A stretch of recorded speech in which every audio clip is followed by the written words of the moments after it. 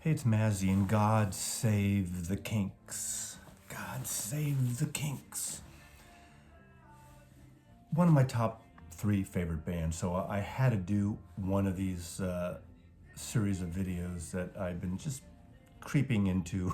I didn't want to rate records in the past because it's so subjective. It's all our own opinions in that moment. If I do this list a month from now, it'll be different. 5 years from now, it'll be totally different. So I'm rating the Kinks, their best 13 records. I narrowed it down to 13, and I'm going to rate them. Before I jump into their catalog, a couple little just housekeeping things. I'm using the UK Pie albums from the 60s, and obviously later, like groups like the Stones and the Beatles, their British counterparts were different than the US edition. So I'm going with the British ones. Of course, once we get later on to some of the albums around 68, 69, they jive with the Americans. So at that point, obviously into the 70s, they're all the same for the most part. First, I want to show two things that I still think you should get. Even though I'm ranking videos, I highly suggest this record. There was a Record Store Day version, which is pretty good, but if you can find an original RCA version, it'll sound better, and it's an amazing comp called Kinks Chronicles. This is put out by Reprise Records in the States right as the Kinks were leaving Reprise Records, going to RCA, and it's not your normal best of greatest hits. That's what's wonderful about it. Like the Doors comp Weird Scenes from the Mine, this has some deep cuts, some alternate. It's just a really, really wonderfully flowing overview of that period of the Kinks, sort of that middle sweet spot, where Ray Davies has written some of his most wonderful songs about British life in the mid to late 60s. So I highly recommend, if you can find a copy of this, get it. And if you're a CD person, I don't know if it's still in print, but the great archivist and collaborator and compiler and producer Andrew Sandoval put together this Kinks set, the anthology, 1964 to 1971. So it covers all the early stuff and the Reprise and Pie stuff, and prior to their switch to RCA Records. 5 wonderful CDs and a booklet, a lot of alternate takes, lots of great songs from what I believe is their best period. So let's jump into this. I'm not going to get into the history of the Kinks, but there was a period of time, because of union bullshit in America, of altercations that the Davis brothers had with some American unions, that from around 1966, I think, 66 through 69, into 70, or up till 70, the Kinks got banned from touring America at a real prime time, but it made Ray write totally different types of songs, more low-key in terms of not the straight rock and roll garagey sound of the early Kinks, and just became an amazing songwriter, arguably one of the best pop songwriters ever, in my opinion. And again, let's go into it. So, starting at number 13, I'm cheating because it's what I do occasionally, and it's my opinion. And these are two records that I'm putting in as a pair, counting them as one, and they're problematic. And the critics hated them. They bombed when they came out, and when they went to RCA, not their first RCA records, but Preservation Act 1 and Preservation Act 2, 1973 and 1974. The first one is by far the better of the two. These 3 LPs could be condensed into a double album, which could be perfect, I think, if it's re-edited. Ray Davies was going through this sort of libretto operatic period of writing these songs about British culture, British suburbia, politics, social aspects of England and the United Kingdom and the British Empire. And this is an ongoing story of these 3 protagonists, politicians, and a normal, just humble, middle-class person. But it talks about, the greed and the wealth and corruption in politics, and society. It actually echoes a lot with what's been happening in politics in Britain and America over the last 4 years. So it's interesting how prophetic Ray Davies is in his songwriting.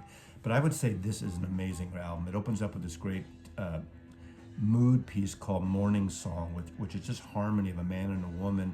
And it's reminiscent of a Walt Disney cartoon with butterflies and animals coming out of the forest like Snow White or Cinderella or something. It's just really great, like a Disney 40s motion picture soundtrack. But there's some great songs on here. So there is some narration here that could be condensed to telling the story. But if you pull some things out, there are some great songs, especially on here. Sweet Lady Genevieve, Daylight, Where Are They Now? I love that song, an amazing song about British history from Mary Quant in the fashion history of the Carnaby Street swing in London, to Christine Keeler, the Profumo affair that happened with the hooker or the call girl and the politicians he was sleeping with, that had this whole political affair in the mid-60s in the UK. It's a great movie on it called Scandal you should check out. Sitting in the Midday Sun. Really wonderful record. Again, it bombed at the time. Critics hated it. I think it's something to discover. It's really great. This one, some great songs mixed in, but it is problematic. But I'm including these at number 13 together as a unit. Coming at number 12, the early Kinks records are not great in terms of holistic albums, if that makes any sense, of great songwriting, of great album structure, but it's great rock and roll. So I had to include several of these that maybe I wouldn't think of as organically as an album, but they're just so great. Of course, Kinda Kinks has this great song, ends in side 2, Tired of Waiting for You, which is one of their early wonderful songs that I think starts getting a little more mature as a songwriter for Ray Davies. Of course, he started out of the gate with some great, just intense rock and roll, which I'll get to a little bit. But there's a lot of just Dancing in the Street is on here, and a little bit of garage style of that early British invasion stuff. Less so much like the Beatles, more towards the Stones and them period, but really a great rock and roll record. Again, these are the mono series from the Mono Box, which I think is out of print, unfortunately, but it's a great collection. So coming in at number 12, Kinda Kinks. Coming in at number 11 is Sleepwalker. This is the first album that the Kinks did when they got signed by Clive Davis to Arista Records. Fabulous record. Clive Davis, really, put the hammer down and said, Ray, none of this libretto, British quaint bullshit with stories and long songs. And I think Ray would agree. And this tightened about great songs, great rock and roll songs. This was sort of the beginning as they were inching to be sort of a rock and roll stadium act, where they actually got a lot more mass appeal in the States as they toured. And I like that, but I sort of prefer the other stuff. But this is a really good rock and roll album. I love this cover. I love the artwork on this album. The photography is incredible. The Kinks, Sleepwalker. Life on the Road's a great song. Sleepwalker is a wonderful song. Brother. Jukebox Music. It's just a really good, one of their, if you're into the rock and roll stuff, the 70s rock and roll, this might be a better intro for you, although I think like that that Kinks Chronicle, and you'll see some other albums that I prefer in terms of what the Kinks mean to me personally. But in terms of rock and roll, this is a really good record. Now, another record that gets a lot of people don't like and don't add to their list, and it's when Ray Davies was fully entrenched in this storytelling libretto British suburbia. But I love this record as soon as I got it, RCA record in 1975, and it is soap opera. It's about this mundane, boring suburban character by the name of Norman, who gets nabbed by the star maker, and all of a sudden overnight wakes up and becomes this pop star. And there's songs with him and his wife, and the great vocalist of June Ritchie does a lot of, does some singing on here. Especially, there's a song on here which I love called You Make It All Worthwhile, which is such a beautiful song. The production on this is great. The songwriting is great. So I think it works beyond a storytelling thing. Everybody's a star, ordinary people, rush hour blues, have another drink, holiday romance. Of course, a lot of people, mock Ducks on the Wall, that literally starts with ducks on the wall, and it closes out with You Can't Stop the Music with some blistering Dave Davis guitar work. Again, a record I like. There's a libretto in here. The libretto tells the story. I think this holds up definitely better than Preservation because it's not narrated and it's a tight, these songs could be performed on the stage or like these mini musicals that Ray Davis was writing around this mid-70 period. This is the time where I saw them twice. Love them. I saw the Kinks all together, I think 5 times. One of my favorite 3 bands of all time, and I love this. So there you go. Coming at number 9, the Kinks, their debut album, 1964. And in 1964 came out. They came to America. Again, as an album, it's just a rock and roll raw record. But I could not go through this list without including this because You Really Got Me. You Really Got Me was one of the great rock and roll riffs. Just solid and just screamed out of the 45. If you could find a 45 mono of this record, get it because it sounds incredible. Of course, great songs on here like original Stop Your Sobbing that years later the Pretenders recorded on their debut record. Beautiful Delilah, Long Tall Shorty, Bald-Headed Woman. So it's got, sort of rock and roll classic type of things, some original songs mixed in. Kinks, the big K, the Kinks. Love it. Coming at number 8.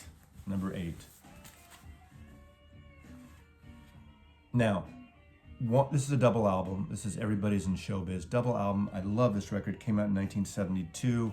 So as I was graduating high school, this album came out.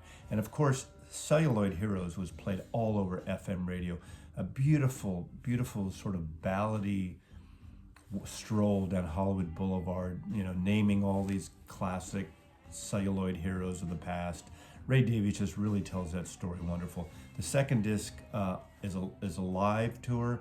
What's great about this record and then another record I'm going to get into a little later is just going through, it started sounding more American in terms of American from New Orleans type of, it's got like horns that are very New Orleans style horns behind them. Love this record. And of course, the first record opens up with Here Comes Yet Another Day, really upbeat song.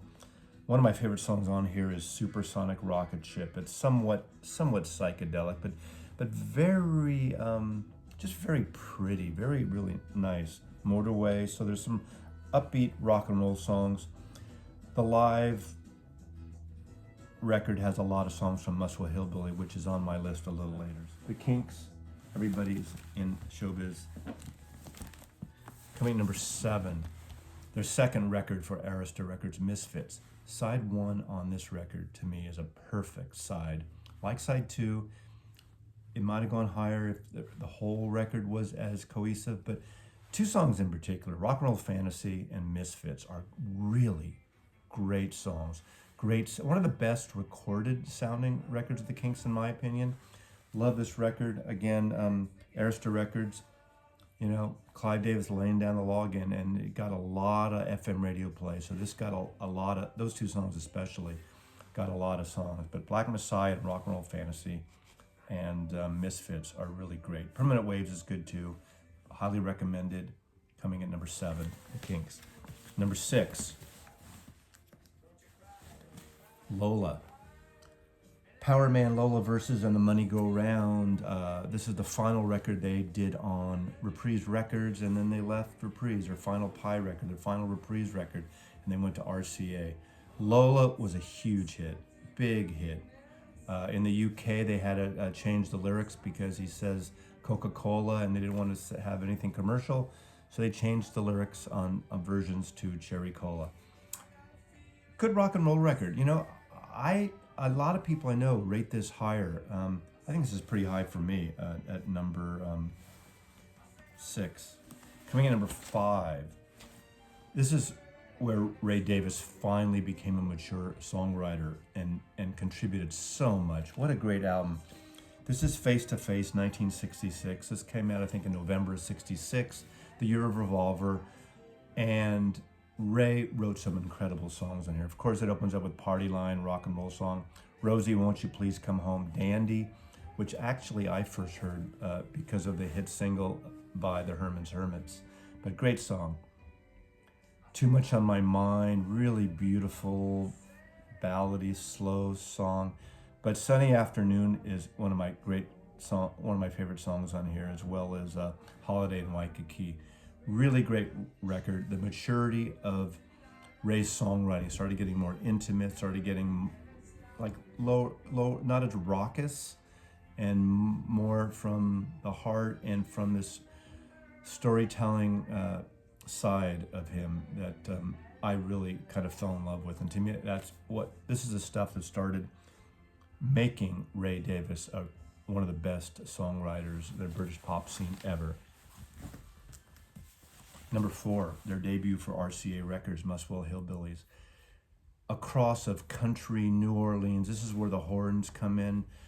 This is photographed at this great, cool pub, only a couple miles from Muswell Hill, where they grew up. Ray and Dave grew up. This has some great arrangements. 20th Century Man, Acute Schizophrenic Paranoia Blues, Holiday, Alcohol. It's just got a great feel. It's got a barroom feel to it with the horns and everything. Have a Cup of Tea, Oklahoma, Muswell Hillbillies. So again, it even though it's about British society and things, it's got more of American sound. Maybe the most American sounding records that the Kinks ever did, possibly, in the traditional sense. Coming in at number 3, this is where it really, where Ray became so entrenched in this amazing songwriting about England and about London and middle class life. And on here is what I would arguably, I would just say, the Kinks' best song ever is on here. It ends this record. It's called Waterloo Sunset. I think it's a perfect song.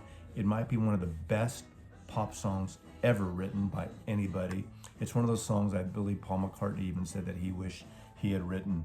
Opens up with David Watts, Death of a Clown, the Dave Davis song, Harry Rag, Afternoon Tea, Funny Face. But this is 1967, the Kinks. And it's actually called Something Else by the Kinks, not just Something Else. Something Else by the Kinks is the entire official name of this amazing record. Now, the top 2, down to the top 2. These 2 records I'm constantly switching at. If you had asked me a year ago, for the last 10 years maybe, or 20 years, I had these reversed. And the number 1 is going to be the Cliche, which you probably already know, those of you who know the Kinks. But number 2 is Arthur. Arthur was written for a TV kind of play about the British Empire and Victorian British royalty. The song, the opening track, Victoria, became a pretty big hit in the States, and it was on, at least in the Bay Area, it was on everywhere, and it's amongst my favorite singles from the Kinks. Of course, Yes or No Sir, Some Other Son, a great World War I anti-war song in a way. Drivin', you know, it seems cliche and obvious. It's reminiscent of the Beatles' Drive My Car. The riff is similar, not in a rip-off way, but just has that same kind of feel. And side 1 ends with this epic, like I think it's like a 5 or 6 minute epic, Australia, which is really a wonderful song. That and a song called Young and Innocent Days have this harmony, not unlike the Beach Boys throughout. It's really great. Some of the best arrangements the Kinks ever did, I think, are on this record. Really, it's a wonderful record. It actually did pretty well. You know, a lot of people, for whatever reason, prefer Lola, but I think this is it. And in so many any other day, not any other day, but this may be my number one Kinks record. Victoria was my queen. She Bought a Hat Like Princess Maria is a fun song, not unlike the style of Paul McCartney's little ditties like Your Mother Should Know and Honey Pie, where it's very retro time, la-di-da, but it's really a pretty song. So I'm going with number 2, Arthur, and number 1, of course, the cliche, but there's a reason it's the number 1 record by most critics and most buyers, is this album. This is the Kinks are the Preservation Society. I mean, every song on here is fantastic, but it's very little vaudeville-y, but rock and roll, but just great songwriting. Village Green Preservation Society. Do you remember Walter? Picture Book. What a great song that is. Johnny Thunder. Big Sky is an epic masterpiece. Animal Farm, also obviously based on the George Orwell book. Phenomenal Cat, crazy song. Wicked Annabella, Monica, and people taking pictures of each other. Now, this album came out November 1968, the exact same day as the Beatles' White Album. Talk about timing. This album did nothing. This album didn't, I don't even know, maybe it charted in the UK. This album didn't have any hit singles in the States. This album was 1968. This is a perfect record, but it's one of those records that, garnered cult status and became huge many years after the fact. And most people cite this as the best Kinks album ever. And so I'm not being controversial at all with this choice. And again, these are all just my choices. Now, the Kinks made a lot of records into the 80s, got more stadium rock and roll with Give the People What They Want, which is a perfect title because that's certainly what they did. They were a rock album band, and they made, even into the MTV years, songs like Come Dancin' and Superman. I like that stuff. It's fun stuff, but it's not in my favorite albums. Some singles here and there I really like from that period. A lot of people, younger than me, that's the Kinks that they know, so that's the Kinks that they love. And I totally understand that. But these are my top 13 Kinks album, ranked from 13 to number 1. I love this stuff. It's so good. Kinks, buy any of these records, you won't go wrong. But, you might pick up soap opera and just live with it for a while. And see, and come back to me. If you don't know it, listen to Ordinary People. Listen to When I Turn Off the... Wait, I forgot. The Great Lost Kinks album. A great, fun reprise comp after the fact they left for free. Not as a best, because it's sort of a mishmash, but it's a fun record if you can find it on Reprise Records. Take care. God save the Kinks. And Mazzy loves the Kinks. And you.